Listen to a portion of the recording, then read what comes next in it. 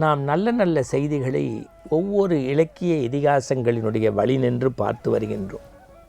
இன்றைக்கு நான் தொடக்கத்திலேயே வாசிப்பை பற்றி சொன்னேன். இந்த மண்ணுலகில் ஒவ்வொருவரும் வாசிப்பை நேசிக்க வேண்டும். புத்தனுக்கு போதி மரத்தைப் போல நம்முடைய வாழ்க்கையில் மன மாற்றங்களையும் மன எழுச்சிகளையும் தருவது புத்தகங்கள் தான்.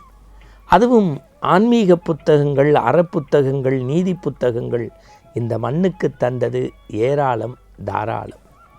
ஐயா முனைவர் வே.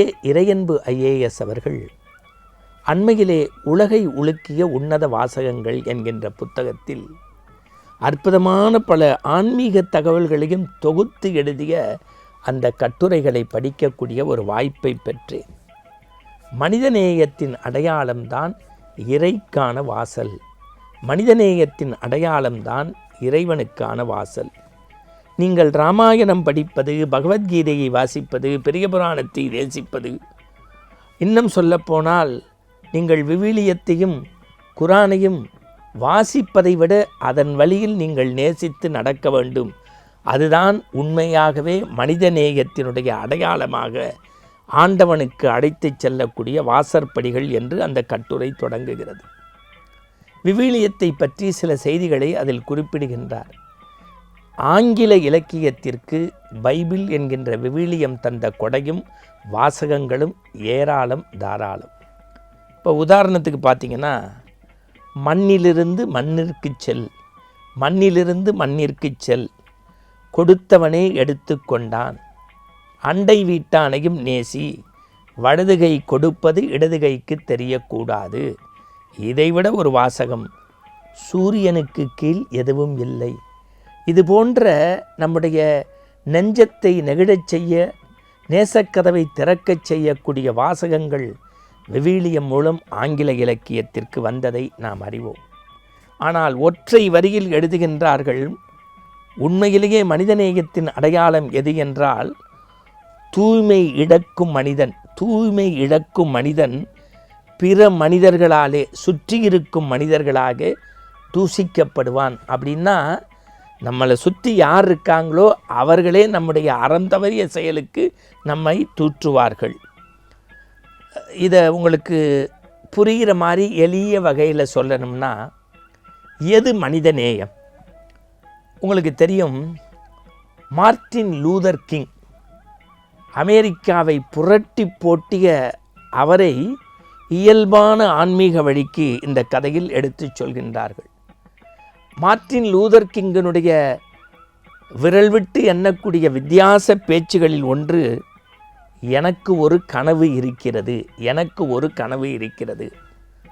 500-600 ஆண்டுகளுக்கு கால வெள்ளத்தில் அழியாத கல்வெட்டு சொல்வெட்டு அல்ல அது, ஒவ்வொருவருடைய நெஞ்சிலும் நிலைத்து நிற்க வேண்டியது. சில ஆங்கில நாவல்களை படித்தபோதுதான் நமக்கு மார்ட்டின் லூதர் கிங்கினுடைய இறைநெறிக்கு மனிதனை அழைத்து செல்லக்கூடிய மனித நேயமும் பிறருக்கு உதவக்கூடிய அந்த பரிவும் பாசமும் தான் வாசல் திறவுகோல் என்பது நமக்கு புரியும்.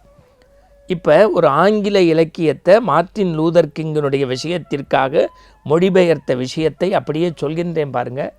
இதுதான் புதிய ஆன்மீகத்தின் திறவுகோல்.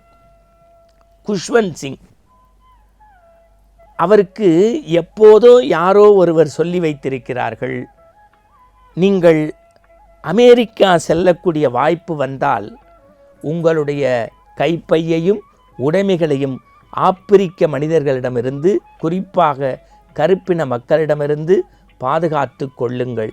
இது யாரோ எப்போதோ குஷ்வந்த் சிங்கினுடைய மூளையில் விதைக்கப்பட்ட செய்தி. அமெரிக்க மண்ணில் போய் இறங்குகிறார். நள்ளிரவு விமான நிலையத்திலிருந்து வெளியில் வருகின்றார். அழைத்து செல்வதற்கு யாரும் இல்லை. ஒரு வண்டியோட்டியிடம் பேசிவிட்டு வாகனத்தில் அமர்ந்து விடுகின்றார்.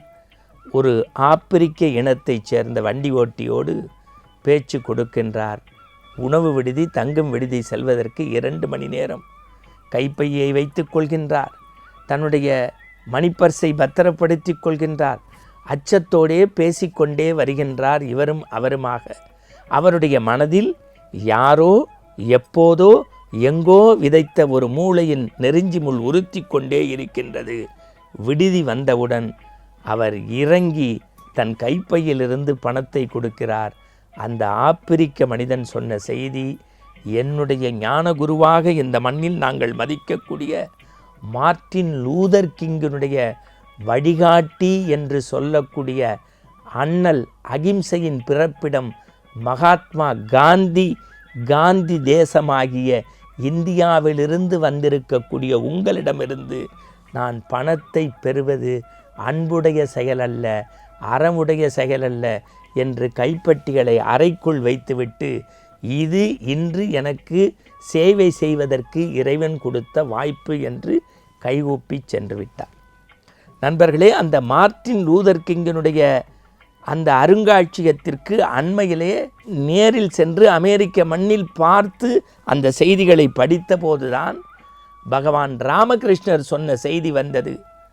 தண்ணிக்குள் இருக்கக்கூடிய தேளை எடுத்து எவ்வளவு முறை காப்பாற்றினாலும் அது கையை கொட்டத்தான் செய்யும். கொட்டுவது தேளின் குணம் என்றால் காப்பாற்றுவதும் உதவி செய்வதும் மனிதனின் குணமாக இருக்க வேண்டும். ஒரு கவிஞனுக்குரிய மனநிலையை மனிதன் பெற்றால்தான் இறைவனை அடைய முடியும். பூவை உதிர்ந்து கிடந்தால் கூட அதை பார்த்து கவிஞன் எழுதுவான், இங்கே ஒரு பூ தன்னந்தனியாக உறவற்று உதிர்ந்து கிடக்கிறதே என்கின்ற பூவினுடைய வாசத்திற்கு இயங்கக்கூடிய கவிஞனைப் போல பிறருடைய துன்பத்திற்காக நீங்கள் இயங்க வேண்டும் என்று சொல்லி இப்படி அந்த உலகை ஒதுக்கிய வாசகங்கள் முடிக்கிறது. நம்முடைய விநாயகர் சதுர்த்தி ஊர்வலத்துக்கு போகும்போது இஸ்லாமிய பெருமக்கள் மயிலையில் கைவரித்து வரவேற்று கருணை செய்தார்கள்.